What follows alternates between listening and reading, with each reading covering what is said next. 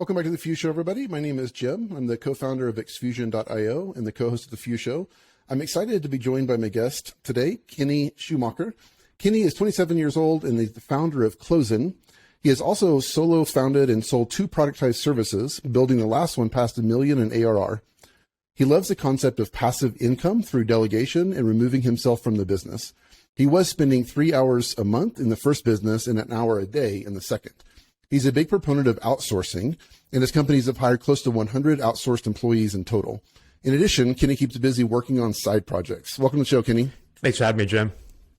All right, so I was doing research ahead of the show, and I found that you have, it looks like a dual major, accounting and finance from Loyola, and then immediately jumped into being a founder. Mm-hmm. Like, did you actually ever work in that field? I'm curious to hear about that transition for you. Yeah, so I never officially worked full-time in accounting, although I was kind of set up to do that. My junior year, I interned at an accounting firm in the Bay Area. I realized pretty quickly it wasn't for me. I didn't like the idea of, first of all, working for someone else. That was kind of already like ingrained in me to some extent. But yeah, accounting wasn't really what I wanted to do. I know it's a great career. It's really stable. It's an awesome path for many people, really. But for me, it just wasn't really what I wanted to do. But the cool thing about the firm I worked at, or that I interned at, was that they focus pretty heavily on startups, high net worth individuals, kind of techie people, because it's located in the Bay Area, which is where I'm from, and there's lots of entrepreneurs here. So that kind of like got me a little bit more into entrepreneurship, or at least the idea that maybe I can make my own business too. So there definitely was benefit in that. But yeah, beyond that, accounting has pretty much played no role in my career. Well, it's probably good to have the foundational knowledge, to utilize in your businesses. Yeah, that's totally fair. And I think that makes me be more realistic, I would say, in terms of like trying to get revenue than maybe some startups that focus more so on other benchmark numbers. Nothing wrong with that, but at least my experience has been primarily in revenue producing companies that immediately produce profit that can then be reinvested into the business. So I'm not required to get outside funding or VC funding or things like that. And that's where I found my success, at least. Okay, that's great. Well, you've been involved in and have exited a good number of businesses, it looks like. And is Closin your primary focus at the moment? Yeah, so it's Closin and one other one that's actually very similar to my previous business, Delesign, but instead of focusing on graphic design, which Delesign did, the new one focuses on appraisers, like residential appraisers, and allowing them to delegate the reports. But yeah, like you mentioned, there's Closin as well as Appraisal Saver as my 2 main focuses right now. And so give me a high level of what you explained the appraiser one, I guess, but what does Closin do? Yeah, Closin, it's kind of similar to Carta, if you're familiar with that. But it's a service in which startup founders can manage their investors for their own investing rounds. So like Series A, seed, kind of one platform to manage all that communication. It can be otherwise pretty disorganized, difficult for both parties, the investors and the startup founders, to kind of manage that communication, back and forth contracts and all that kind of stuff. So This is one platform to kind of manage all that. Unlike Appraisal Saver, this one is still in the beta phase, but we hope to launch it ideally in a few weeks, actually. So pretty soon. Nice. Okay, that's great. So you've just been building out the product since what, July, it looks like? Yeah, around July. Yeah. Okay. And do you have customers yet on Appraisal Saver? Yeah, we have a few customers right now. We're still not like fully blasting our like marketing efforts yet. Still want to make sure that it's providing value to our customers and all that. But we are validating that right now with a few customers that we have, and paying customers. So that's always great. Hiring the team to allow that to happen too. Like Delesign, it's a business that requires having lots of different employees, or lots of outsourced employees in our case. Delesign had like 60 employees, and I expect that this one also is going to have potentially many more employees in the future. So that's, how this business works. This wasn't written down as a possible question to ask you, but your comment jogs my memory. How do you think of making that decision on when it's time to exit a particular business versus staying and growing? Or is it like, is this just well suited to your personality? As a personal anecdote, like I'm learning about myself, and my 30s have been a journey into that. And one of the things I realized is that I get kind of tired of things after a couple of years. And in the past, I've in some cases left things in a position that wasn't ideal, where I just kind of wrapped it up too quickly and didn't bring it to a proper end. And so I'm curious, like if you feel similarly, or like how do you think of making that transition from one to the other? Yeah, no, I think I am very similar to you in that sense. Like I do definitely get kind of bored of things if I do them for too long, but that's also, I guess, a product of how I kind of see my involvement in a business. So as some context, my goal is to make my business as passive as possible. That's kind of like how I view them. For me, that's kind of fun to do that. So I'll start off initially doing pretty much everything that involves the business. So marketing, customer support, sales management, all that kind of stuff, right? And then eventually, or somewhat slowly initially, I'll then delegate those responsibilities one by one. And once I do that, I'll have more time to focus on my other ones, and then delegating those other ones, ideally to the point in which I'm pretty much removed from the business. So for the first business, I did that, not so much actively, but I just kind of had to do that because I didn't want to spend, 10 plus hours a day doing everything. So it kind of became a natural progression as I became more experienced. But for the second business, that was definitely more active. And, once you get to the point in which you're spending just a few hours per day or even less than that per day, like you mentioned, things can get kind of boring because maybe you feel like you're not providing so much value to the business as a whole because other people do those roles for you. So yeah, that was kind of like one benchmark for me. Like, my question to myself is, am I still providing lots of value to the business? And if no, like, how can I provide more business? And if I can't really determine how I can provide much more value to the business, then that's one indicator that maybe I should try another business. Maybe I should do the exact same process for something else. And that was kind of like the main driving factor behind my two previous sales. And how did you make the decision on selling versus holding? Because I guess in a like theoretically, if you delegate, I don't know if properly is the right word, but if you delegate successfully and you get yourself to the place where you're spending 1 or 2 hours a week sort of overseeing the business, have you considered just letting it grow over time versus selling it? Yeah, I think that's a great question. And I think for many people, that's probably the correct thing to do. But for me, I think it may be somewhat of a personality thing, but I'm pretty, I wouldn't say obsessive, but I definitely want to make sure I know what's going on. And I can get kind of stressed out if things aren't going perfectly, or if I don't feel like I have so much control over whatever it is. So, it's great that I was relatively pretty passive in the business. You could say passive in the business, but mentally, or I guess kind of like emotionally, I was still kind of involved in the business. I was always thinking about the business, when I was hanging out with friends or trying to go to sleep, whatever, I'm still kind of thinking about the business. So I wasn't really super active in whatever else I was doing. So that definitely played some mental toll, some emotional toll on me, I would say. So, it was relatively passive, and for most people, it was probably a pretty ideal situation. But for me, I was still kind of actively using my mental energy on the business. So, but also not providing so much value either to the business. So that was kind of why I decided that, maybe it would be best for me to then sell the business, get a decent amount of money up front, and then reinvest that, put that into other businesses or whatever, and then repeat that process again. That was kind of my thought process. Yeah.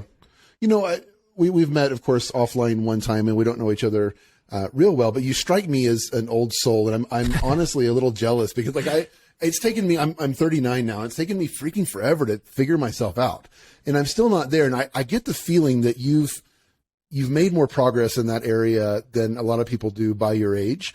And it sounds like that you're trusting your own judgment of yourself. Is that fair to say, or am I off? Well, yeah, thank you for saying that. Yeah, I like to think that as well. I like to think that I generally know kind of what I want and what I don't want as well. And I try my best to act on that. So appreciate you saying that. Yeah. Did that just naturally occur for you, or is that something that you've been intentional about over the past however many years? Yeah, that's a great question. I guess I haven't really pondered it too much. But I mean, I guess in the sense that, I knew from an early age somewhat that I wanted to do my own thing, that I didn't want to work for someone else. And I kind of went for that, even though maybe that wasn't really the correct choice. The correct choice probably from a expected value perspective was probably just to, be an accountant and do that. And then maybe in the future, later on, I could then start my own business. But, I kind of viewed this as, I want to do this. I was relatively young when I graduated college, so I still could make these risky bets that, worst case, if they didn't play out, it wouldn't be that bad. And fortunately I had parents that were supportive of me too, that could help me out in these times too. So that was definitely fortunate for me to have that option. But ultimately I decided to do what I thought was best, even though maybe it was seen or could be perceived as not the best and went for it. So yeah, whenever I can, I like to make my own decisions, and I like to stick by them, even if it's maybe not super common or whatever, but it's, it's what I want to do at least. Yeah, that makes a lot of sense. I can't properly cite the source, but I read an article that talked about that on average, older founders, and I guess, I can't remember the exact definition, but somewhere north of 35 are generally more successful. And there's obviously exceptions to that rule. And I've kind of been trying to tease out why. And I actually think that a fairly significant factor, like one, experience is certainly a useful teacher, but I think another important factor is just that, the founder's knowledge of themselves. And it takes most people quite a long while to develop that. So I think you definitely have an advantage in that way. And it's cool, man. Like being 27 and having that figured out is really great. Yeah. Well, thank you so much. I mean, I definitely have had like lots of failures too. I mean, in college, I've started other companies that were complete failures. One of them was like an app that was kind of like Yelp, but focused on food.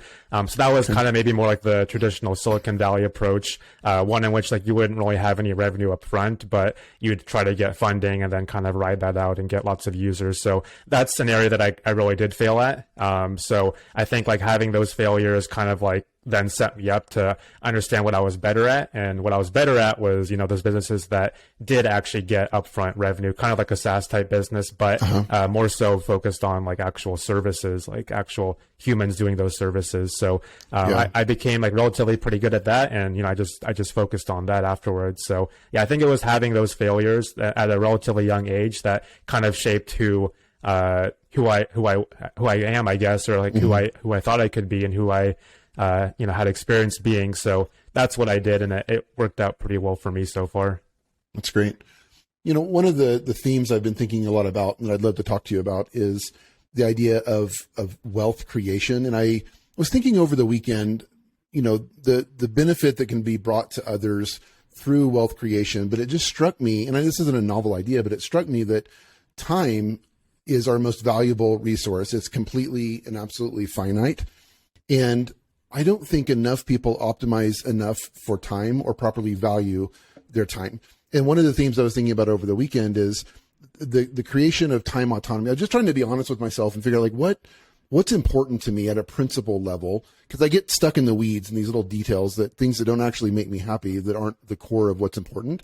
And a huge part of that is time autonomy. So the ability to, like, I imagine this dream scenario where I have like a blank calendar, not to just sit around, but so I can be completely proactively productive on what I feel like is the most important thing for me that day. And even if it's like, spending time with my daughter or my wife or one of my other kids or whatever, it's like, that's the most important thing today. And I have the flexibility to do that. So like, do you see it that way? Like, would you say that you're optimizing for time autonomy as a priority over wealth? I think in many ways, yes. I think the two are kind of combined for me is my answer, I would say. And I say that because, like I maybe have made somewhat transparent already, is that, I try to optimize towards what I'm best at. And I try to, as best as possible, outsource, delegate those other tasks that maybe I'm not as good at, or maybe I don't feel provide as much value to the business. So, I mean, there's lots of areas of the business that are very valuable. I think customer support is probably one of the most valuable in that sense, but it's also one that you can hire people for relatively a lot less, right, than you would for, say, like development or other things, right? So, it of course made sense for me initially to do customer support and to understand it very well and to be really in line with that. But at a certain point, it wasn't the best use of my time. I could outsource that, I could delegate that, whatever, so that I could then spend more time on other areas of the business that I perceived as being greater value. So maybe more areas of management or more areas of sales or whatever that I was like really good at the time. So that was kind of my perspective. And because of that, I didn't want to spend my time on those other things. And of course, that kind of resulted in more wealth creation because of that, because I was now focusing on those higher value activities. So I definitely do try to optimize towards, my time. I would say, like you, I definitely value time as much more important than wealth, because, time is, it's limited. Like, you don't have unlimited time, but you could always potentially make more money. So I think beyond a certain point of wealth, I think that, having more time is, infinitely more valuable. Yeah, absolutely. I want to pan out a little bit and kind of talk about the end game for you. I know that it's your intent to retire or be financially independent. I guess is another way of saying that. By I think you mentioned your mid-30s, and I know that you're working on that process, and I'm interested to talk to you about that, and creating cash flow investments in real estate, et cetera. But what is the end game? I mean, like if if your living expenses are X and you have passive income that's Y and then it exceeds that, then what? Like, what's the bigger picture play for you?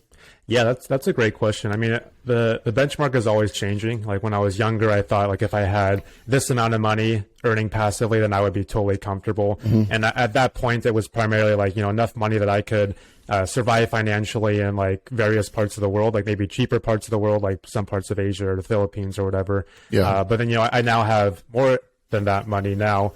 And I want to like increase the benchmark to being able to live completely passively in other parts of the world.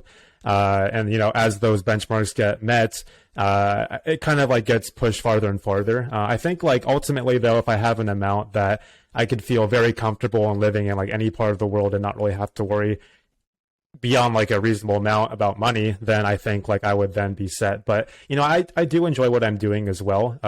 So obviously I enjoy like the creation of passivity through my businesses and also through passive income. But also I do enjoy like starting businesses and all that kind of stuff really. So I think like I still want to keep on being a business owner, being an entrepreneur, even beyond that point of having like total financial freedom. But it would be nice to have that from a perspective in which I didn't really have to do that, so that if it failed, it wouldn't be a big deal. If whatever happened, It wouldn't be an issue really, but more of an entertainment factor. So that's kind of how I view it right now. Yeah, it's kind of the idea of enjoying the journey versus just the destination. Yeah. I know that in my life, I've got caught up so many times on achieving a certain destination or a certain end result.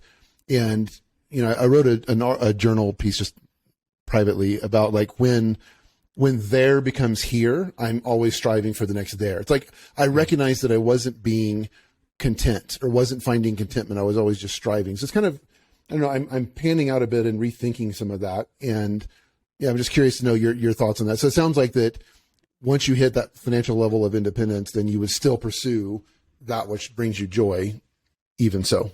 Yeah, I think I would. And, like you mentioned too, like the benchmark kind of keeps on getting pushed forward as you like reach that benchmark. So I'm not sure if that's ever going to stop for me either. Like, I think I'll probably keep on pushing it realistically. Yeah. That's what I've been doing. That's what I probably will continue doing. I don't think it's so much greed, although there's probably some greed involved, but it's also just like, I enjoy what I'm doing, and it's kind of, it's kind of like a game for me to do this. Yeah. So it's a fun thing regardless. So yeah.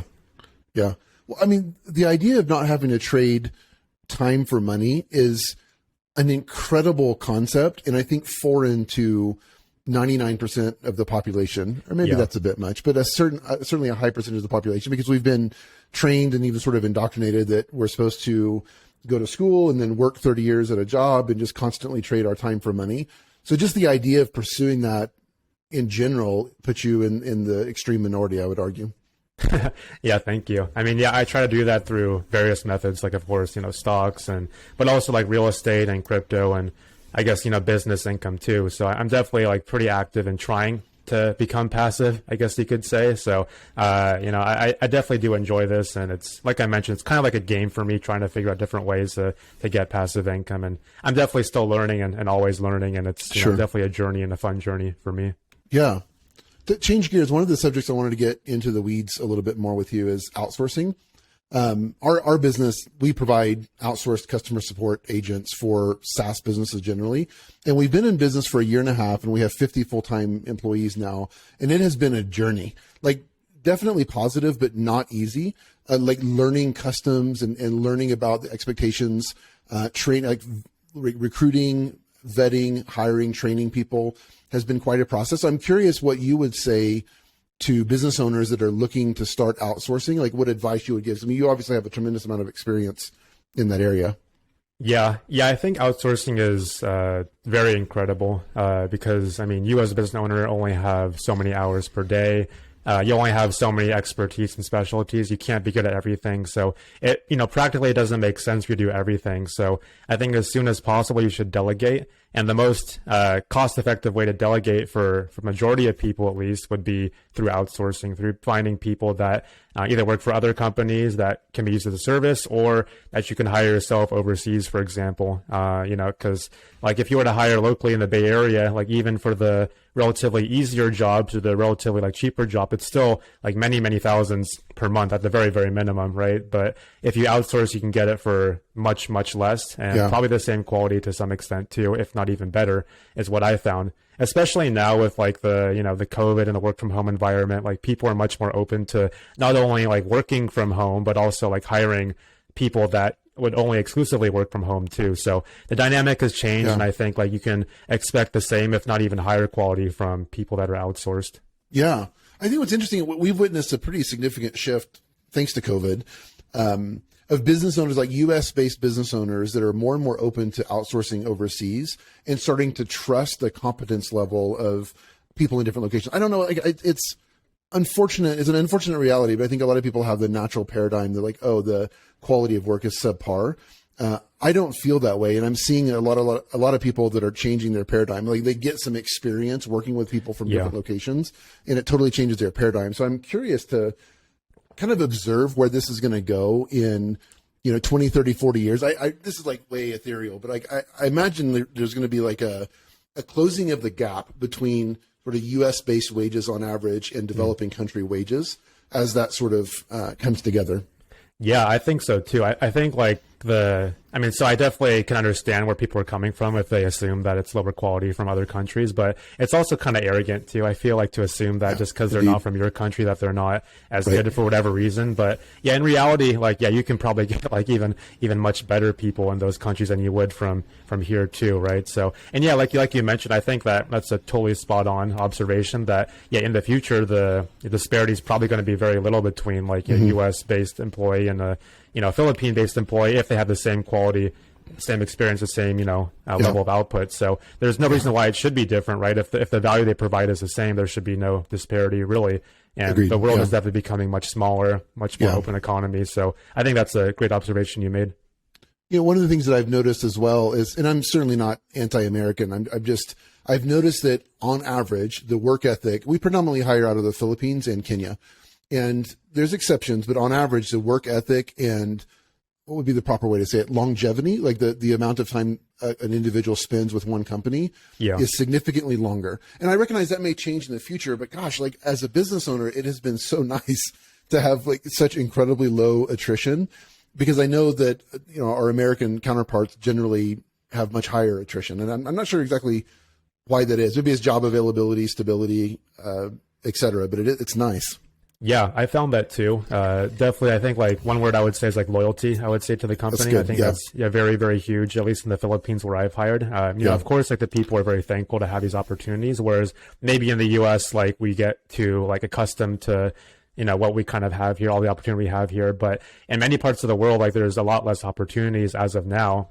So of course, if they find a great one, if you're a good employee, if you pay them well, if you treat them well, like they're going to be very loyal to you because it's a much better opportunity than what they have locally as of the present, at least. So yeah, I think loyalty is like what I've really noticed from my employees overseas.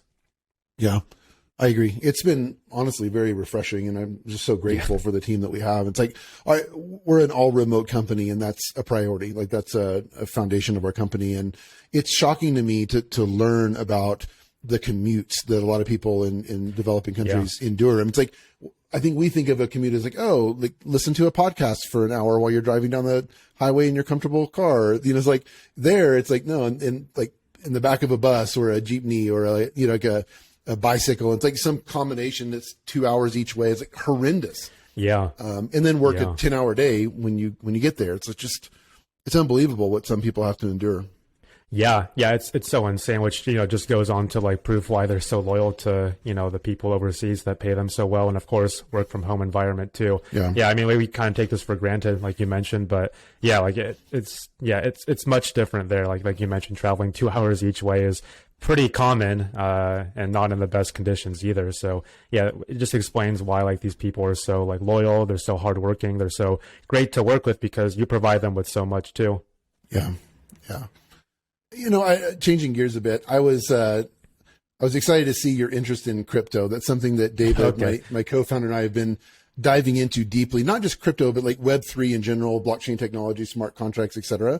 I'm curious that this is a very broad question, but I'm curious to hear what your thoughts are on the industry as a whole. And if you see, Web3 being a predominant thing. I mean, I know like Chris Dixon, Naval Ravikant, Balaji, like lots of people talk extensively about it. And I'm curious what your thoughts are. Yeah, I think like for me, the biggest thing about crypto, which I'm really fascinated by, is like not having a central authority, at least in theory for many of these. Maybe some of these are more centralized than others, and many of them are very centralized. But I think in theory, the idea of like not relying on a central authority is very, very cool. I'm definitely not some like anti-government type person, but I do think the government has lots of inefficiencies, to say the least. And, that's kind of why I was really interested in Bitcoin initially, was because it could potentially become like some sort of world currency, world reserve to some extent that can't be inflated by the government. The government can't just print, $10 trillion more like they did recently. So like, that's what really like interested in me about Bitcoin specifically. And then like, having other solutions like Ethereum or Solana or other like different blockchain technologies that allow kind of similar things, but not just for money, but also for applications and other solutions that otherwise were kind of centralized to begin with. So I think like that's what's most fascinating about me. I'm definitely not the most experienced in Web3, but I definitely like the innovation that's occurring. And yeah, I think like this is definitely the future and something that I'm really excited by to see how it progresses in the future, really. I just think it's really fascinating. And, once again, like it was kind of brought by my kind of distaste and like the central authority to some extent, which is what brought it out in me. Yeah, no, that makes a lot of sense. I definitely see the value in Bitcoin specifically as a hedge against inflation. And it's interesting to consider where that could go. The idea of a one world currency is pretty interesting. We have a hard time facilitating payments to our staff in other countries. We use third-party services that are generally pretty reliable, but they can just up and cancel. Like one time, the service we were using at the time said, "Oh, I'm sorry, we're pausing payments for like a couple months to Kenya." Like, by the way, it's like, well, whoa. And at the level that we pay payroll, we can't just like open a new account somewhere else. We have to build trust over time. And anyway, it's frustrating. I would love a solution to be able to pay in crypto, even just Bitcoin or whatever, and then have it be easily convertible on the other side. So I think where we're lacking for that implementation is like exchanges all over the world that, will switch in this case from like Bitcoin to Kenyan shillings.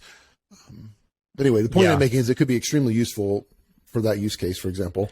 Yeah, I totally agree. And, definitely we're still relatively pretty early in this, but, Lightning Network is kind of helping facilitate that, amongst certain countries at least. And, just in general, people are kind of becoming more open to receiving crypto, like not just Bitcoin, but other crypto too. Yeah. So that makes remittances potentially very easier, cross-country payments much more easier. So I'm pretty excited by that. I think like the existing monetary system is pretty outdated anyways. Like wiring is pretty annoying and pretty stupid in my opinion. And relying on banks for these things is kind of annoying too. Whenever I've done like wire transfers for real estate or whatever, it's pretty kind of like a outdated and kind of stupid system in my opinion. So like having a new option for that based on technology, I think is really exciting. Yeah.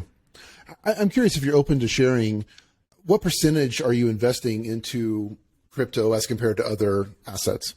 Yeah, I think so. Crypto is actually relatively pretty high for me, but also because I got in like relatively somewhat early. So it kind of just became high because of that. But I think now it's around like 30% of my like net assets are in crypto. But yeah, I was fortunate enough that one of my very, very good friends in college and still one of my best friends today, like he was a huge Bitcoin proponent, a huge crypto proponent. And he was always talking about it. Most people wouldn't listen to him, but him being my best friend, I was like, at least like I was fascinated by it. So I put, a decent amount of money into it based on his like kind of like urging and all of that. And it worked out very well. But yeah, he's the kind of guy that like went all in on crypto from like, maybe like 7 years ago. Nice. And like before people were, he's super. And like now he's the co-founder of QuickSwap, which is like a decentralized exchange on the Polygon network, which is a layer 2 of Ethereum. So like he's doing like really, really well in crypto, and like it's really blowing up for him. But yeah, it's funny because like no one believed him, or most people didn't believe him, and kind of made fun of him to some extent, right? But you're wrong until you're right. But yeah. Yeah. Are you interested in building in the space, creating products or businesses in the Web3 space in general? Yeah, I definitely am interested. I haven't really actively done much in that space, although I have a friend who is like, he's done NFT projects before in the past, and he works for some, like, as a consultant to some, like, some projects, some crypto projects like that. So I'm thinking of like partnering with him potentially to build our own NFT, but it's still very early stages and kind of just a side project. But I do definitely want to get more involved in crypto actively. But as of now, I haven't really done too much. Yeah, makes sense. I do have some other points I want to bring up, so I think we'll move on from that. One of the things that I know you have experience with is selling a business and that process. I'm curious what advice you would give to founders that are considering selling, and sort of if they think maybe they want to do so in a year or 2 years, what they could do to prepare for that. Yeah, well, I think that the biggest thing is just to kind of get started with someone that can help you sell a business. I mean, so I could have never sold my business by myself. I know there's many like platforms and solutions out there that kind of allow you to directly work with buyers. And I think, yeah, maybe for smaller businesses that could make sense. But yeah, my concern was that I didn't know what I was doing. So if I even tried those options, like I would probably get scammed as the worst case, or best case, I would get like a very low price for my business. So that was kind of out of the picture for me. So that's why I decided to work with FE International, which is like a brokerage firm that, helps people like me sell their business. So for me, like the first step was just to talk with them really, and to see like, whether or not my business actually was a sellable business, whether or not I could actually have some demand for it. And, I was lucky enough that it was. But I would say that for people kind of that are more serious about selling their business, that have already talked with maybe these people or kind of like thought about it more, is that you have to understand what a sellable business really is, because lots of people, they have a business, but maybe it's like a consulting business in which they do all the work themselves, or it's a business in which like any revenue is derived from their own direct hours they put in. So definitely a business, but not a sellable business, because buyers, they want to buy a business that can, for the most part, run on its own, or have systems and processes to allow it to some extent run on its own. But if the business is just you, like they're pretty much going to be buying a job, right? Not buying a business. Yeah, absolutely. So you have to, of course, have employees to some extent, or have automation to some extent to allow yourself to step away. So I just happened to like not purposely, but I just kind of happened to build a business that was passive, and therefore was more attractive to buyers. Yeah. Definitely +1 for FE International and Thomas Smale for me. They facilitated the sale of a business that I sold in 2017. And Thomas and I have known each other and talked quite a bit since then. And definitely I was deer in the headlights back then, had no idea what the hell I was doing. And it was nice to have someone come alongside and help me understand the process and properly prepare for that. And I remember one of the things that was made important then, that I've taken that with me in all of my other businesses since, is the idea of creating systems and processes, proper documentation, systemizing different processes and making those known, and even better if someone is actually running those systems. How do you think of just general process creation, documentation, et cetera?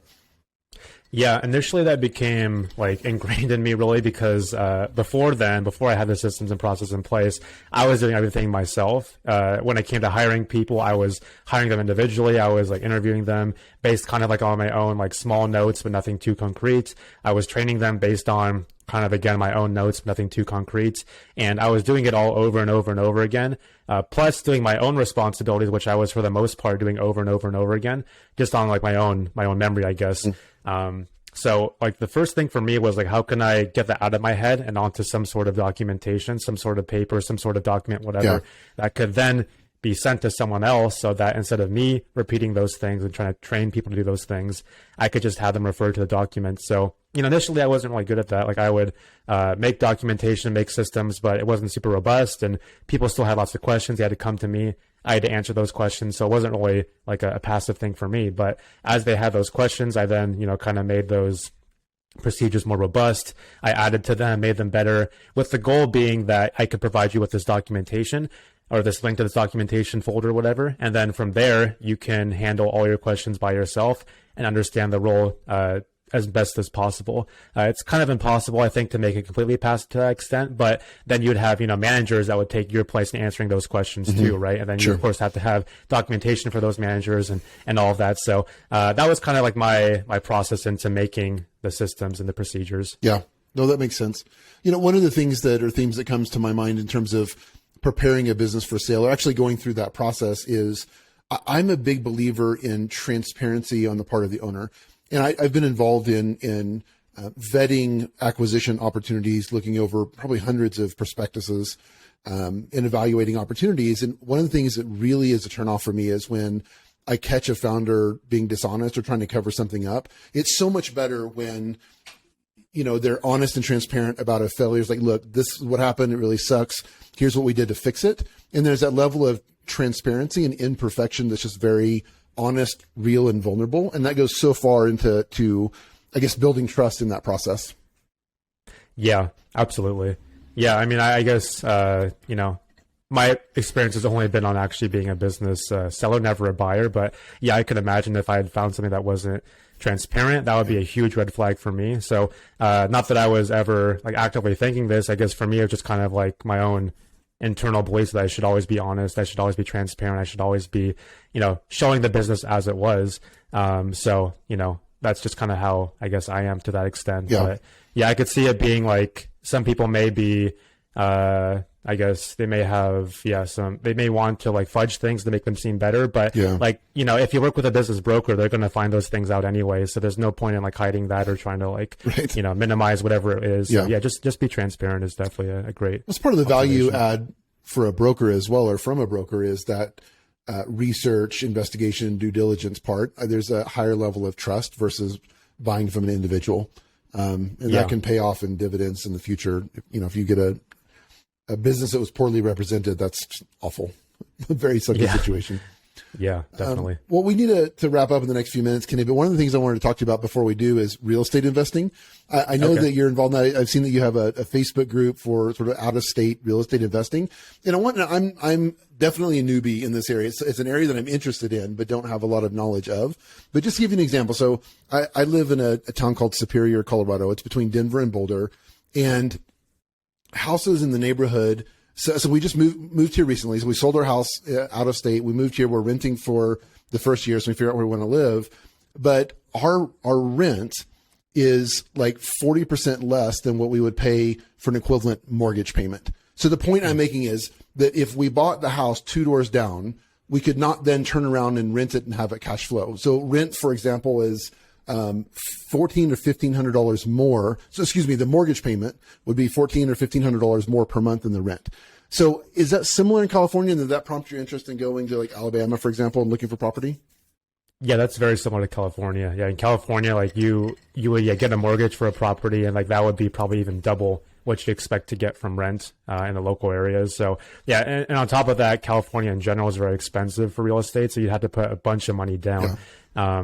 So yeah, Alabama, I mean, it's funny because a lot of people in California, they think about investing in Texas, for example, like Austin or whatever. Yeah, Austin's exploding in price now for that reason. That's definitely, definitely is. Like it's pretty techie town and all that kind of stuff. So a lot of similarities to San Jose, the Bay Area. Yeah. But I was kind of thinking about that too when I was like, before I'd actually invested. But I met someone in jury duty who just randomly like was a pretty big investor. And like I was talking to him about investing because he had like mentioned it somehow. And I was like saying like, oh, because I live in the Bay Area like you, like I was thinking that I should then invest in in Texas, because like that's what people kind of do, right, in California. And he was saying like, no, like that ship has kind of sailed. Like you should instead look into Huntsville, Alabama. And he was saying how he had many properties there. He had land there. He had apartments. He had like motels, hotels, whatever. And like he was a pretty big whale in real estate in Huntsville. So I looked into it afterwards, found out that it had huge business development going in. It's a pretty big tech town, actually. It's as of 2018, it was the fastest growing tech town in the U.S. As a percentage standpoint. So, I mean, it's a relatively smaller town than, say, the Bay Area. But still, percentage standpoint, it was the fastest growing in, I think, 2018 or 2017. So pretty impressive numbers on that point. But yeah, like the biggest thing for me is I wanted positive cash flow. I didn't want a property in which like I would be losing money every month, but like kind of counting on appreciation to back me up. But, you know, in California, it's actually worked very well. But in Huntsville, like it's great because not only do I get positive cash flow, but I'm also getting pretty significant appreciation too. So it's been like a great place for me. Like there's many other places too that are great too, but I've just focused in Huntsville. I actually recently purchased the fourth property, or I'm in the contract to purchase the fourth property now, and potentially a fifth property too. So that's great. I wouldn't say all in on Huntsville, but I definitely want to funnel a lot more money into Huntsville as much as I can, really. So what's the play then? 20% down and then mortgage the rest of it? Is that the general idea? I've been doing that for the first 4 so far, okay. But for this fifth one, I'm thinking of doing all cash, just because it's kind of annoying to work with banks, to be honest. Like at the very least, it's going to take you at least a month to kind of like finalize everything. So like if you want to do things quickly, a bank maybe isn't the best option. So my fifth one, I'm planning to buy all in cash, and then in the future refinance that one and get the cash out from it. Okay, but. Yeah, that's been my plan so far. Has mostly just been 20% down and borrow the rest. And I think you posted on one of the social media platforms you're looking for or getting a 15% cash on cash return. Is that generally what you're looking for as a benchmark? Yeah, it's actually pretty impressive in my opinion. Is that it's been a 15% cash on cash based on my 20% down cash return per year. Ignoring of course any like tax benefits of having a property. Mm-hmm. Depreciation, all that kind of stuff, as well as the appreciation of the property itself. So the actual returns have been like significantly more than 15%. But just, the cash on cash has been 15% already, which is, for most people, that's like a pretty significant amount of returns. Absolutely. So it sounds like step one is finding a market that works for this. And it sounds like Huntsville, Alabama is one of those. Like, are there quite a few across the U.S. that would be sort of a thumbs up from you? Yeah, I haven't done too much research, but I have a friend that's invested in like Detroit, Grand Rapids, Michigan, actually, not Detroit, Grand Rapids. Okay. But there's other parts of the world or other parts of the country, that are similar. But one thing that's kind of unique with Huntsville, as of now at least, is that the appreciation is also pretty significant. So even within the past 2 years, like it's seen pretty significant price appreciation, but you can also still get pretty much 50% cash on cash return because the rents have also been increasing pretty significantly too, because all the demand, all the people moving into Huntsville. Like people, as a Californian, like people kind of like find Alabama to be a little strange maybe, and like there's connotations, whatever. But like it's a very like progressive city, Huntsville is, at least compared to Alabama as a whole. A very techie place, right? So in a lot of ways it's fairly similar to like the Bay Area in a lot of ways, I would say. So for those people that maybe are interested, I think it's a pretty decent thing to look into at least. Did I read that you are buying these sight unseen, like you haven't actually been?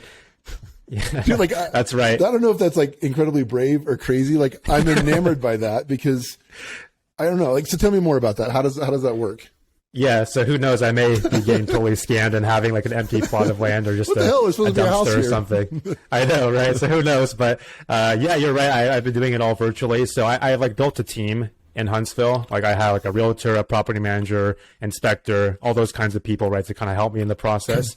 But you're right. I've never actually visited Alabama or Huntsville in person or seen those people that I'm working with in person. But my perspective is that like, in today's world, like you can do things virtually. There's very little incentive for people to scam you because if they did scam you, like they would be on the hook. Like if all the incentives are aligned, then it doesn't make too much sense. I mean, like if you were to scam someone now, like you'd be blasted on Yelp and like you lose all your reputation, right? It doesn't really make too much sense from that perspective anyways. So as long as you spend the time like vetting people and like finding people that have experience and have good reviews, good ratings online, whatever, it's very difficult to get scammed, I would say. But even beyond that, like, so I'm not just buying a property with like my own intuition, but I'm buying it based on like what the realtor says is good and also what the property manager says is good too as a rental unit. So there's multiple different people involved that kind of give their own opinions, a property inspector as well too, right? So lots of like different people giving their opinions, and it's difficult for them all to collude and kind of like scam me, right? It doesn't make any sense to even say that. But because of all that, I feel pretty confident investing without actually physically going there. And even if I was to go physically, I'm not sure what I would really do to make me feel more confident, right? Because I can have my realtor FaceTime me in the property if I really wanted to. So like there's not much value I'd get from physically going there. Yeah. I think one of the things that's held me back thus far from this is the fear that it would take too much time for me to manage the properties. And I don't even mean to personally manage. I mean, even just like interacting with the property manager to, I don't know, make decisions or facilitate the process, et cetera, that it would just be too much of a time sink. How has that worked out for you thus far? Yeah, I mean, for me, I think it's actually been like very, very passive. I've spent, like, not even exaggerating, maybe just like an hour per year per property. I mean, so initially I'll spend lots of time like trying to find the property, working with a realtor and all that kind of stuff, getting it set up and working with a bank. That takes a while. But, once you do that, like the property manager, they do it all for you. They handle the expenses, the repairs and all that kind of stuff as they arise. They handle finding the tenant for you and like vetting them and all that kind of stuff. So, pretty much I just collect the checks online, pretty much, deposit into my bank account. So there's nothing that I really have to do.